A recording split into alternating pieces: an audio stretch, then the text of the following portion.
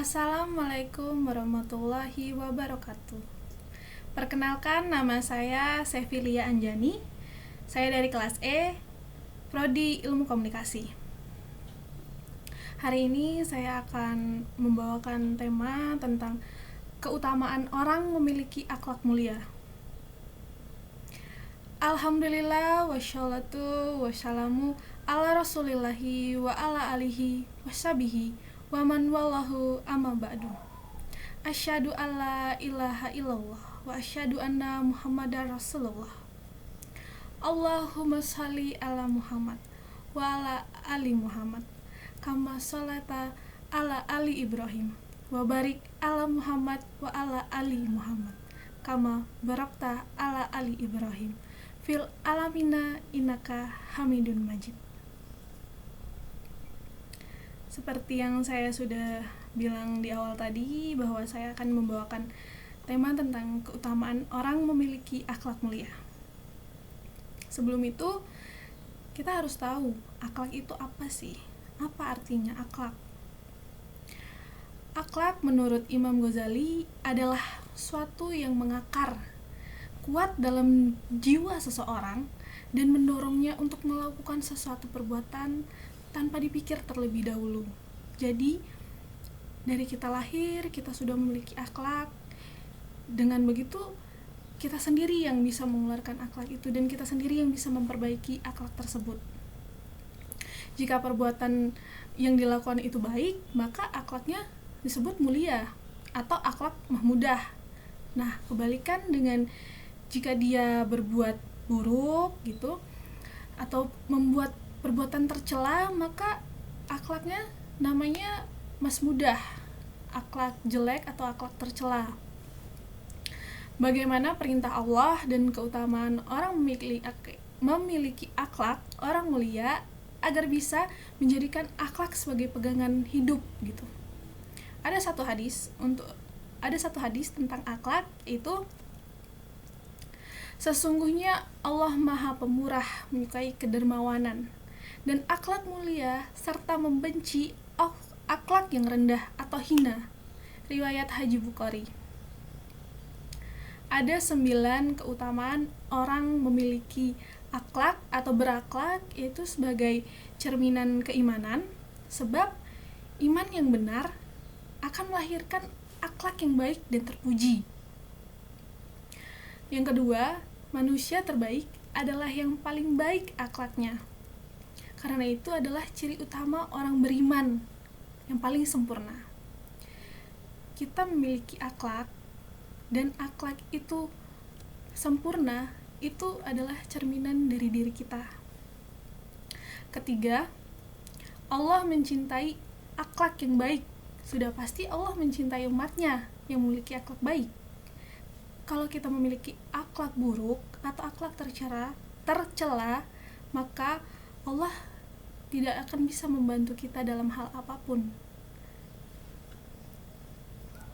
Kemudian yang keempat, itu ada Nabi Muhammad mencintai orang yang berakhlak baik, karena orang yang berakhlak baik akan dekat dengan beliau di surga kelak. Allah saja mencintai umatnya yang berakhlak baik. Gimana dengan Nabi kita? Nabi juga mencintai orang yang berakhlak baik, karena orang yang berakhlak baik, dia berada dekat dengan beliau di surga nanti. Yang kelima, paling berat dalam timbangan kebaikan. Jadi di akhirat nanti akhlak kita, amal kita semua itu bakal ditimbang, tetapi yang paling berat amalnya adalah akhlak kita. Kemudian ada yang kelima, itu tadi timbangan. Kemudian yang keenam, amalan paling banyak memasukkan manusia ke surga karena takwa menjadi amalan yang paling banyak. Jadi orang-orang yang paling banyak masuk surga itu adalah ketakwaan dan akhlaknya yang baik. Ketujuh, bagi yang berakhlak baik, di surga rumahnya tertinggi, bahkan berdekatan dengan Nabi. Tadi saya sudah katakan bahwa Nabi, Allah itu menyukai, mencintai umatnya yang berakhlak baik. Bahkan ketika nanti di surga, orang yang berakhlak baik itu rumahnya tertinggi, bahkan berdekatan dengan Nabi. Kedelapan, dengan akhlak baik, seseorang dapat mencapai kedudukan seperti derajat yang orang rajin sholat di malam hari dan puasa sunnah di siang hari. Yang terakhir, tentunya misi utama dari diutusnya Nabi Muhammad SAW. Imam Bukhari meriwayatkan dalam Adabul Mufrad, Rasulullah Sallallahu Alaihi Wasallam bersabda, "Sesungguhnya aku diutus hanya untuk menyempurnakan akhlak yang mulia." Kemudian ada ciri-ciri orang yang memiliki akhlak mulia, salah satunya dengan bersedekah. Orang yang memiliki akhlak mulia itu tidak pernah lupa untuk bersedekah, karena di dalam dirinya tuh selalu ingin berbagi, ingin menolong sesama, bahkan bukan dengan orang yang meminta bantuan saja, tetapi dengan orang yang tidak meminta bantuan dengan mereka akan bergerak untuk membantu sesama. Nah, itu dia akhlak mulia, akhlak baik. Kita juga harus memiliki kesadaran seperti itu. Kita harus membantu sesama, tidak pandang dia siapa, dia golongan apa, dia siapa. Jadi kita harus tetap bersedekah dengan sesama, dengan siapa aja. Kemudian setelah kita bersedekah, kita jangan lupa juga untuk selalu mengucap syukur atas apa yang kita dapatkan, karena Allah juga senang ketika kita mengucap syukur, tidak lupa dengan apa yang Dia telah kasih kepada kita. Tidak ada hari kecuali setiap hari tersebut ada 2 malaikat yang turun setiap pagi dan berkata, salah seorang di antara mereka, "Ya Allah, berilah ganti bagi orang yang berinfak." Dan berkata malaikat yang lain, "Berilah kebinasaan bagi orang yang kikir." Riwayat Haji Bukhari. Dan kemudian ada contoh di mana akhlak mulia itu. Akhlak mulia itu selalu berpegang teguh kepada kejujuran. Jadi Rasulullah itu dikenal sebagai orang yang sangat jujur.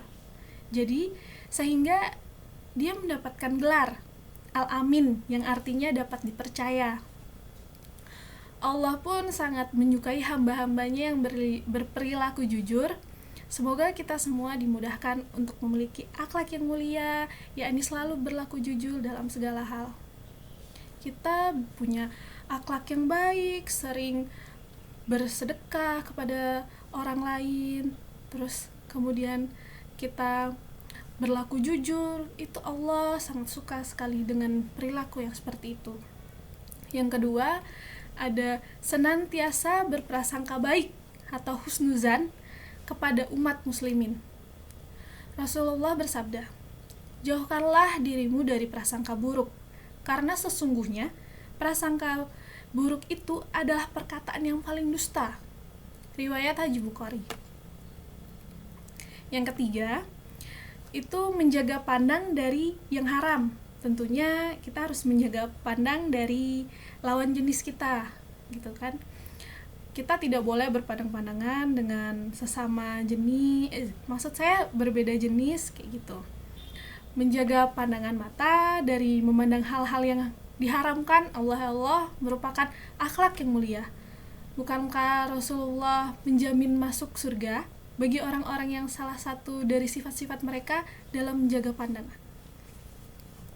Yang keempat, jangan ikut campur dengan urusan orang lain, gitu. Allah berfirman, "Dan orang-orang yang menyakiti orang-orang mukmin dan mukminat tanpa kesalahan yang mereka perbuat, maka sesungguhnya mereka telah memikul kebohongan dan dosa yang nyata." Al-Ahzab ayat 54. Jadi kita sebagai manusia jangan pernah ikut campur dengan urusan orang lain, karena itu bisa saja menyakiti hati mereka gitu. Dan Allah tidak suka orang yang melakukan perbuatan seperti itu. Kita tidak usah mencampuri urusan orang lain. Cukup mereka saja yang menyelesaikan masalah mereka sendiri. Ketika mereka bercerita kepada kita, ya sudah, kita dengarkan saja, tidak usah terlalu ikut campur. Tapi kalau kita memberi nasihat, usahakan nasihatnya tidak menyudutkan, dan usahakan nasihatnya itu nasihat yang baik, yang memang bisa diterima oleh mereka gitu. Yang kelima adalah menjawab salam. Mengucapkan salam hukumnya adalah sunnah, dan menjawab salam adalah hukumnya wajib, sebab salam merupakan salah satu tanda cinta. Jadi udah dipastikan kalau orang yang menjawab salam itu orang-orang yang berakhlak baik. Tidak mungkin orang yang tidak berakhlak baik itu tidak mengucapkan salam. Yang keenam, mengerjakan amal ma'ruf nahi munkar. Amar ma'ruf nahi munkar adalah perintah menegakkan yang benar dan melarang yang salah. Jadi kita sebagai umat yang beragama, tegakkan selalu kebaikan, selalu menegakkan kebaikan, terus berkata jujur, melarang yang salah. Tetapi harus kita ingat, ketika kita melarang seseorang, kita harus tetap menjaga lisan kita agar tidak menyakiti orang tersebut. Jadi ketika ada seseorang salah, kita ingin memberitahukannya, beritahukan dengan baik, dengan bahasa yang emang bisa diterima oleh mereka. Jadi tidak seseorang itu berpikiran kita menggurui atau kita menyudutkan dia gitu. Jadi semua yang dilakukan oleh kita itu senantiasa dipermudah oleh Allah. Bahkan Allah juga mencintai hamba-hambanya yang bisa menuntun sesamanya jadi lebih baik. Sekian dari ceramah saya, dakwah saya untuk hari ini. Maaf bila ada salah-salah dalam hadis atau apapun itu, maaf sebelumnya. Saya juga masih belajar.